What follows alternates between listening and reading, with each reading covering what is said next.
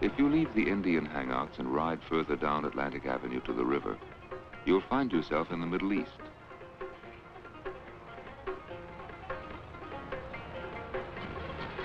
You can buy anything here: baklava, Arabic furniture, Syrian pottery, rosewater pipes, even an oud, an instrument you strum with the feather of an eagle.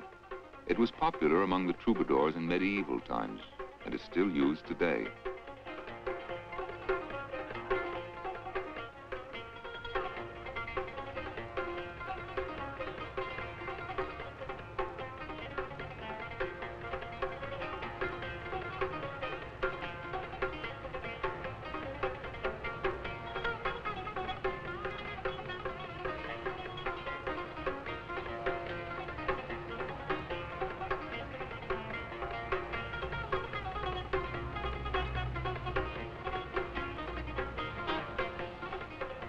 Even with the backdrop of skyscrapers to remind you that you're still in New York, there are places here that are more like Baghdad than Manhattan.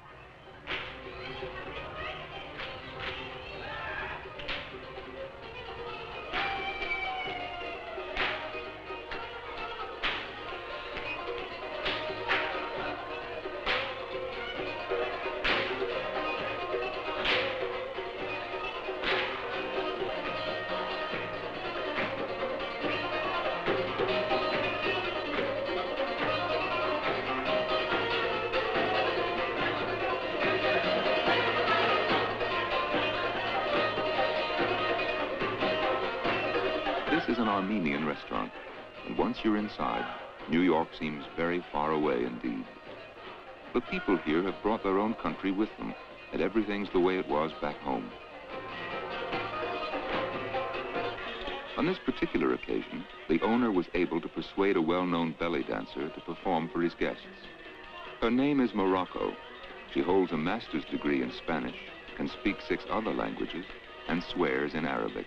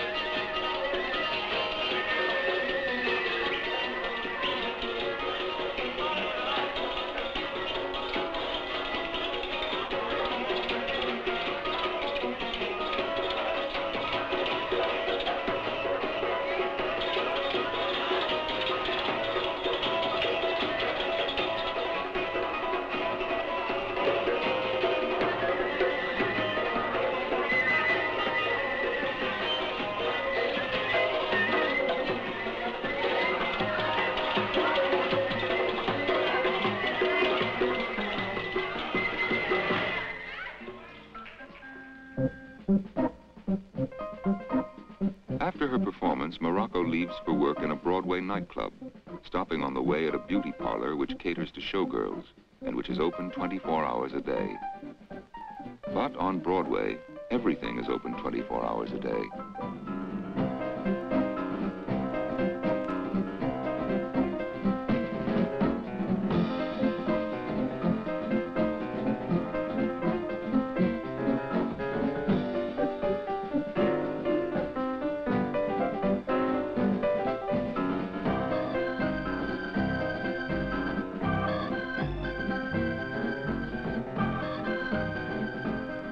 Times Square, the gay white way, popularly supposed to be the heart of show business.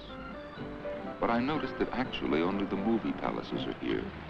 The theaters where plays are performed lie on shadowy side streets.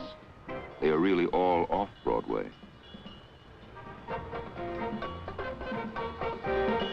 On Broadway, too, you will find dance halls like the Palladium, where the latest steps from Latin America are introduced. Here began the mambo and the cha-cha.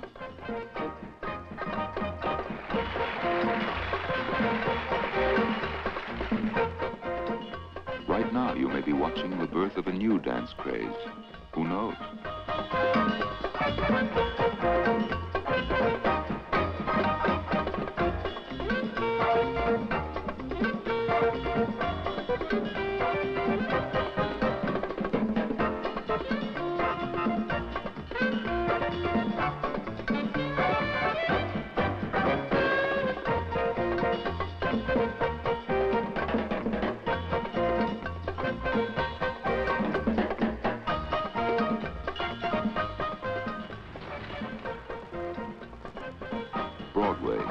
Glittering, tawdry, a mecca for pleasure seekers from all over the world. Why should it be so exciting? I don't know, but it is.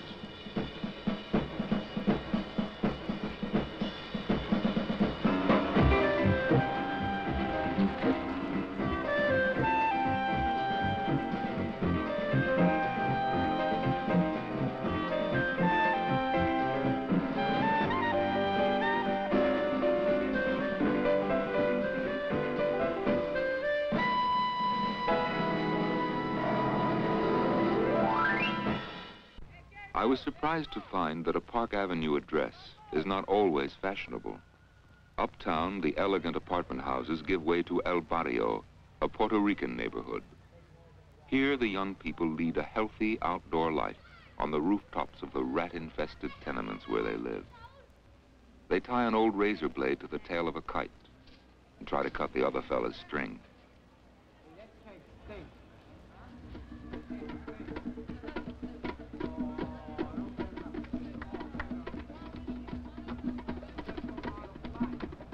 Puerto Ricans are a gay people, fond of dancing and singing.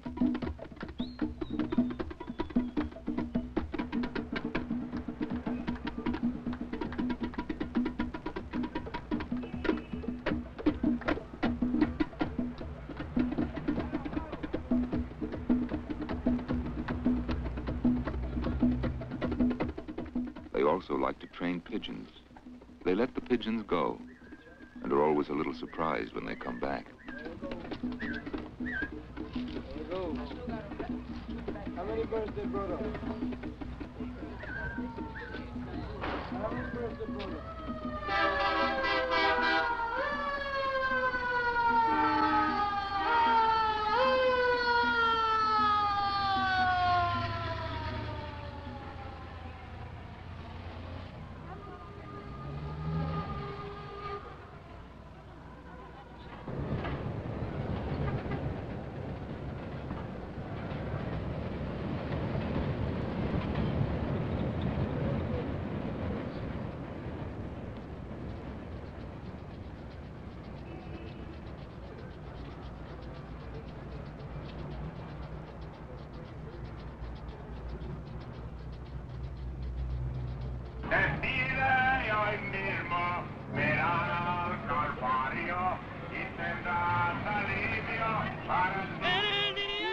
In the streets, almost anything can happen, and usually does.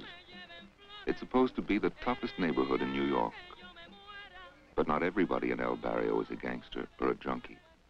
A lot of nice people have to live here, too, simply because they cannot afford to go anywhere else.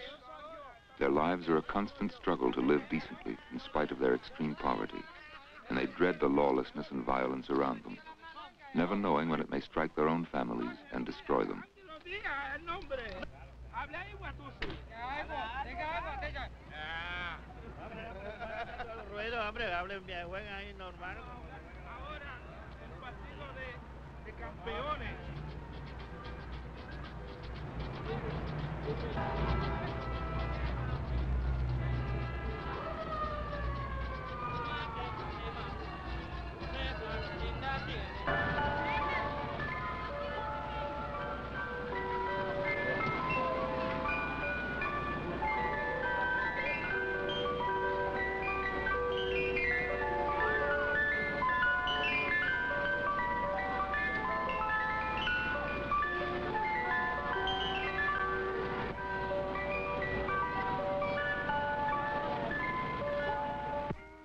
One tries hard to remember that every new wave of immigrants to New York began their lives in poverty and hardship. These Puerto Ricans are the latest to be flung into the melting pot, and no doubt their descendants will be prosperous and happy. But being melted is an agonizing experience. It takes all the courage these people have to endure it.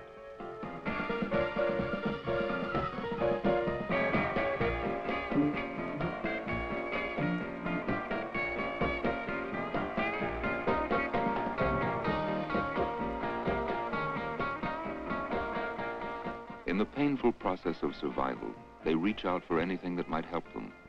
Some shops, like this Botanica, deal not only in religious objects, but in other more dubious realms of the supernatural.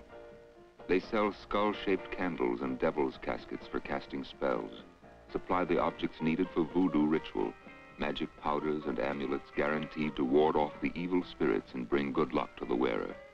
Even a drug called contra el trabajo to save a man from the evils of work.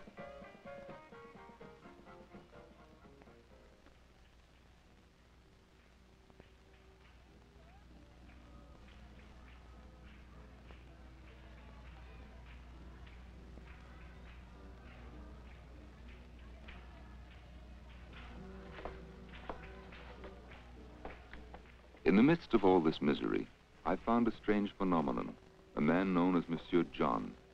He's a very wealthy, very cultured person who lived in a French chateau before the war. Now he not only shares his money with the poor of El Barrio, he also shares their life. He asks nothing of them in return. Perhaps all he wants is to show these unfortunate people that somebody from the world outside really cares what happens to them.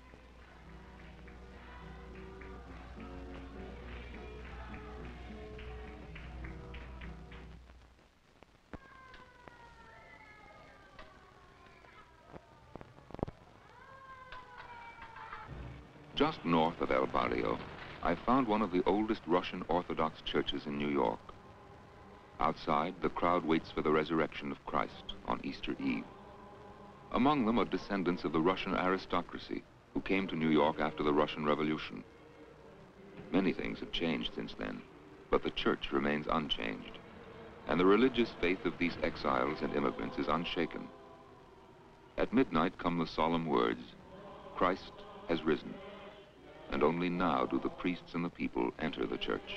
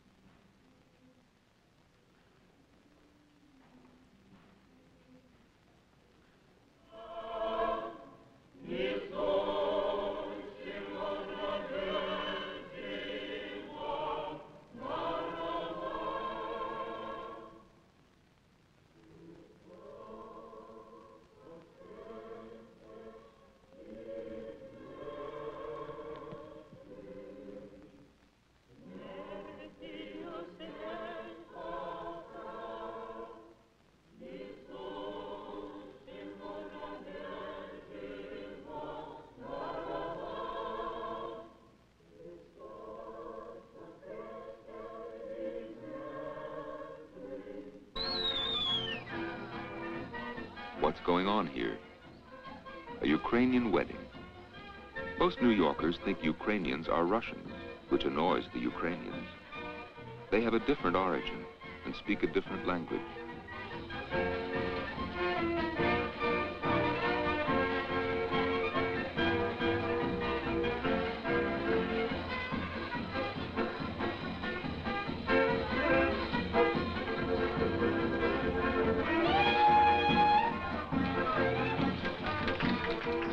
This dance may look Russian to you, but any Ukrainian can tell you it's their traditional sword dance.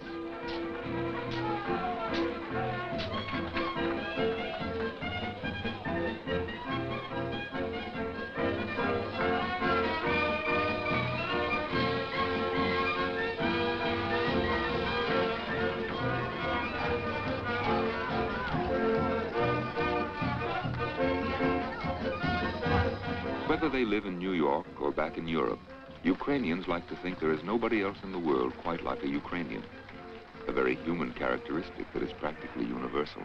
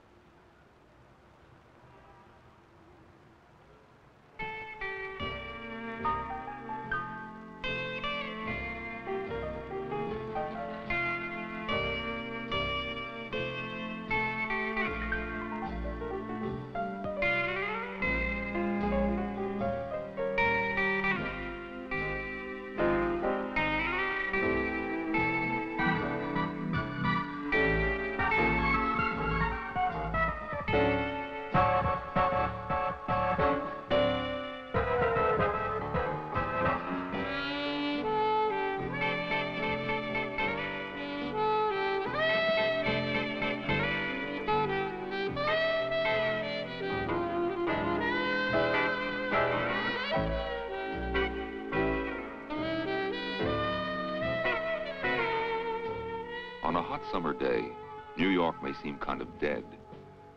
But just look closer, and you'll see things that astonish you.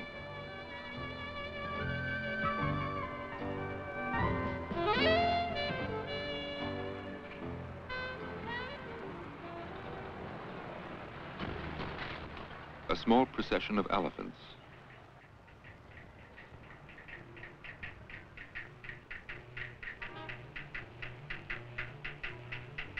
Nobody even turns to look as they pass, and the elephants are equally indifferent. In New York, everybody minds his own business, even when Icarus goes flying down the street between apartment houses.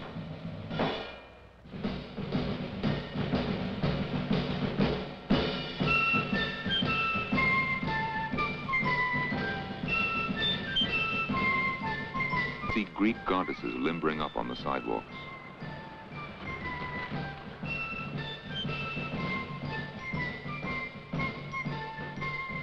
Then suddenly, out of nowhere, comes a parade, and you realize that New York Greeks are celebrating their Independence Day.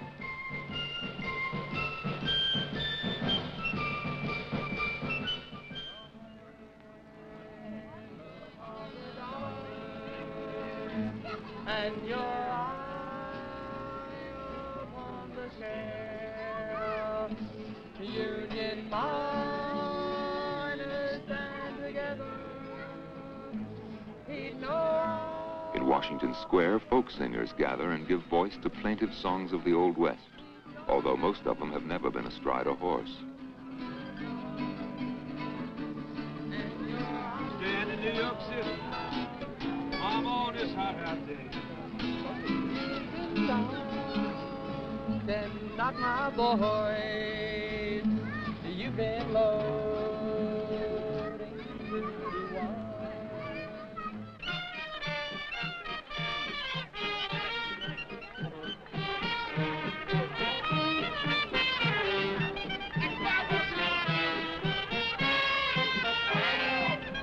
In another part of the city, Italians celebrate the Giglio d'Onola, an old religious ceremony in homage to St. Anthony of Padua.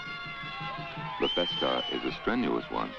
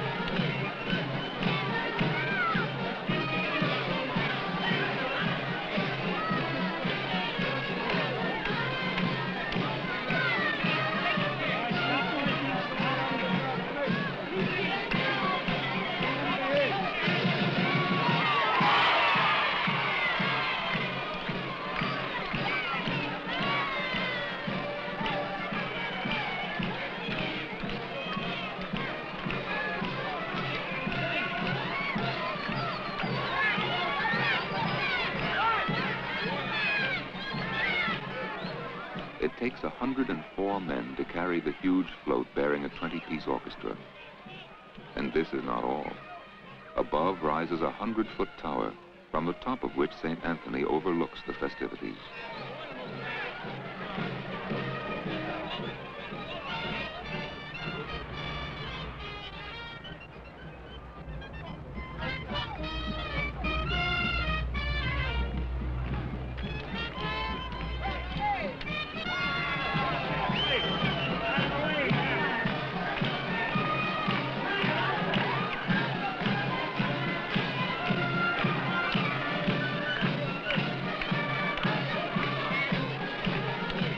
Soon the buildings in this old Italian district will disappear, to be replaced by a modern housing project. Will the festa also disappear? Somehow, I doubt it.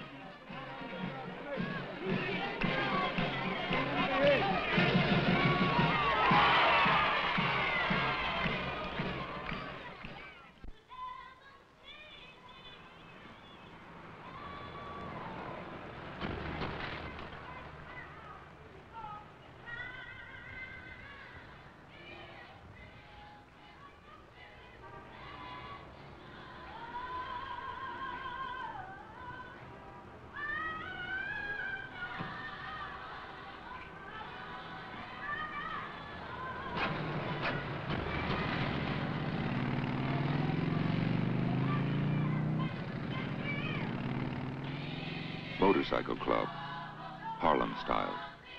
An elegant wedding, Harlem style. But what is Harlem style? If you single out any one thing about Harlem and say it's typical, you'll be wrong. From street to street, from house to house, you'll find 1,000 differences, contrasts, oddities, the whole wide range of human behavior.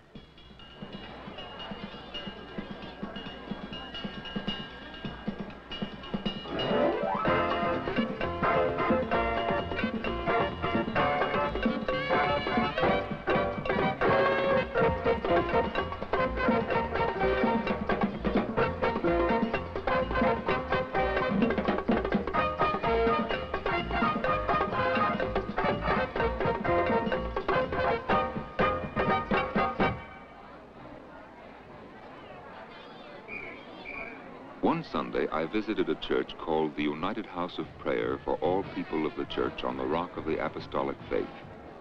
It was a very special occasion. The congregation had turned out full force to welcome Bishop Walter McCullough, known to his followers as Sweet Daddy McCullough. He is the successor to Sweet Daddy Grace, who founded this church. And since the bishop has to look after the affairs of similar churches in 15 different states, he's only able to visit New York on rare occasions. When he does, he gets a rousing reception.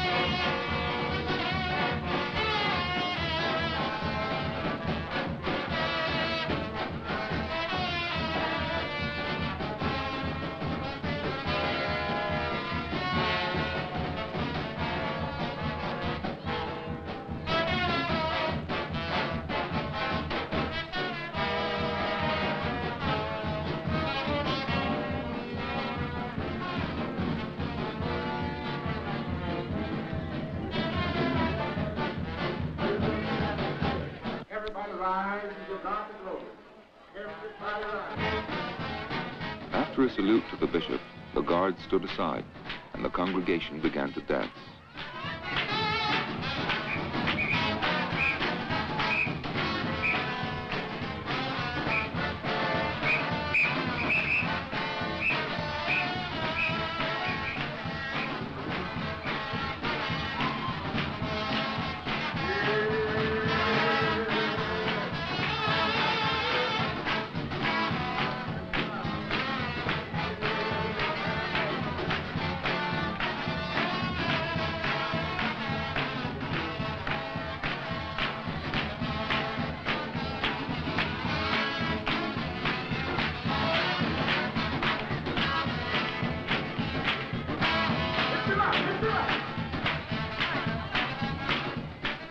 To these devout people, religion is an intensely personal experience, and the members of the congregation prefer to participate in the service rather than to remain just a passive audience. Watching the dancers, I thought, this must be something like the old-time revival meetings.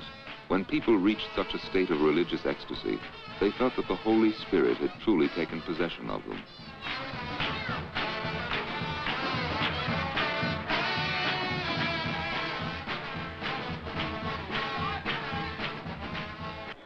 After the dancing had ended, the congregation stood with hands raised in prayer.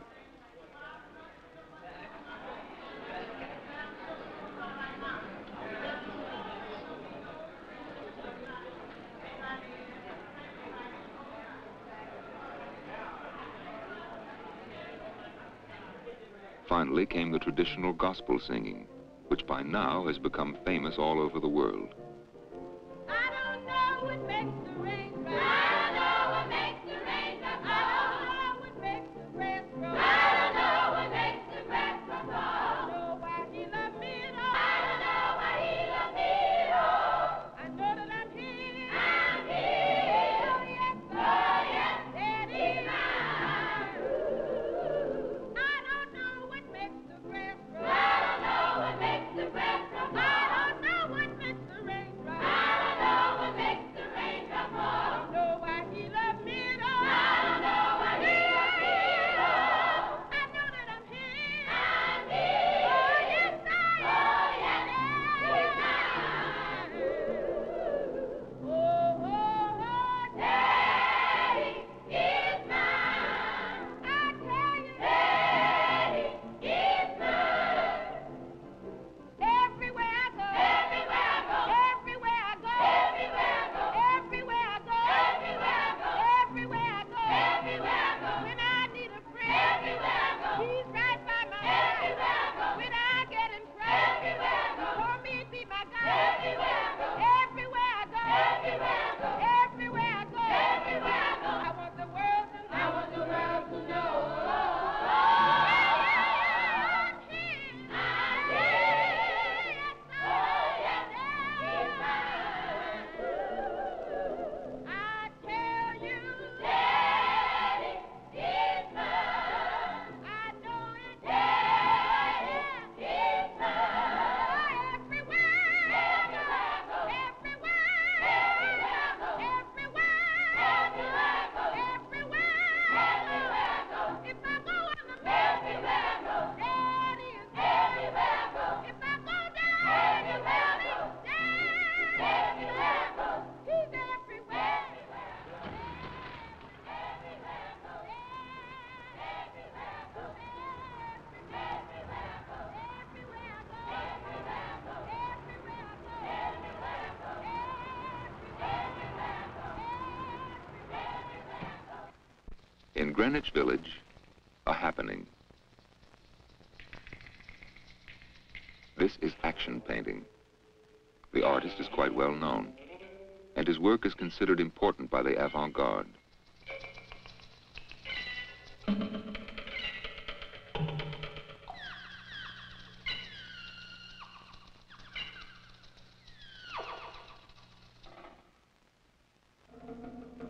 A happening is not an everyday event. A select audience of collectors, patrons, and friends has been invited to watch. Nobody knows quite what will happen at a happening, not even the artist. The painting is as unpremeditated and spontaneous as possible.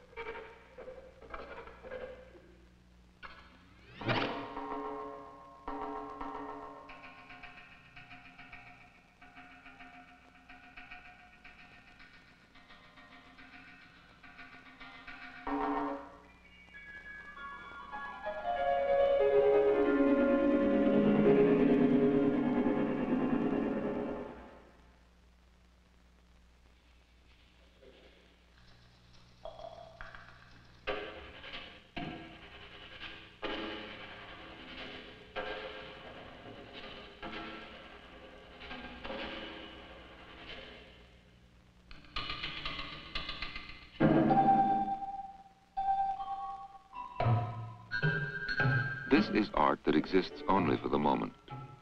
The accepted code governing affairs of this sort requires that right after the happening, the creation must be completely destroyed.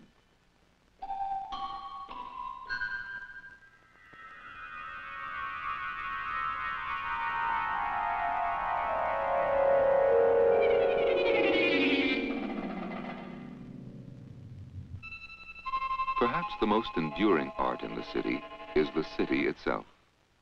Towering and magnificent, glowing with tier upon tier of lighted windows, the sheer walls of the skyscrapers rise until their tops are lost in darkness. They seem to dwarf the petty affairs of men, and yet I must remember that they were built by men. Each one is a monument to man's aspirations, man's determination to change his world and make it a better, a more beautiful place in which to live. In the lobby of one of these skyscrapers, I came upon a display that reminded me even more sharply of this changing world. Here were models showing the structure and action of the atom and the peaceful uses to which this terrifying new source of energy may be put.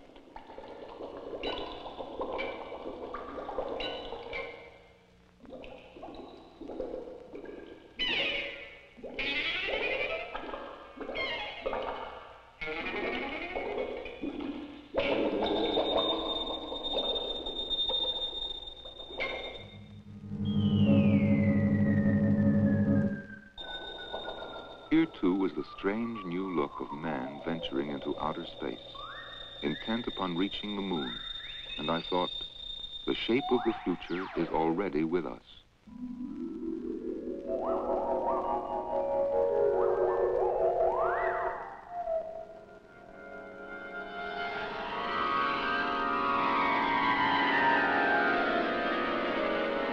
And so it is with New York.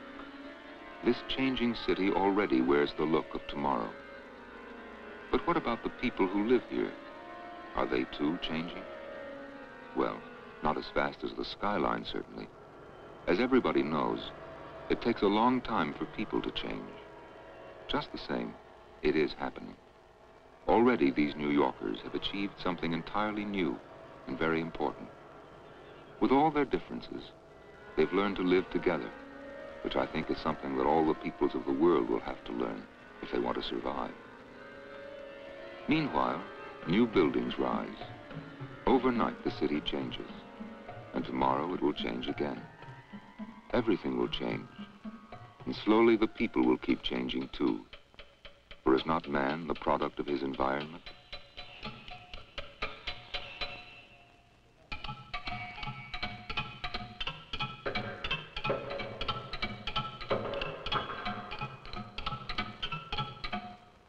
I wish I could come back here 100 years from now and see how the city looks, see what the people are like by that time. Meanwhile, I feel lucky to have seen it as it is. It's been a great adventure, and one thing I'm sure of, no matter how much this city and its people may change in the future, there will still be only one New York.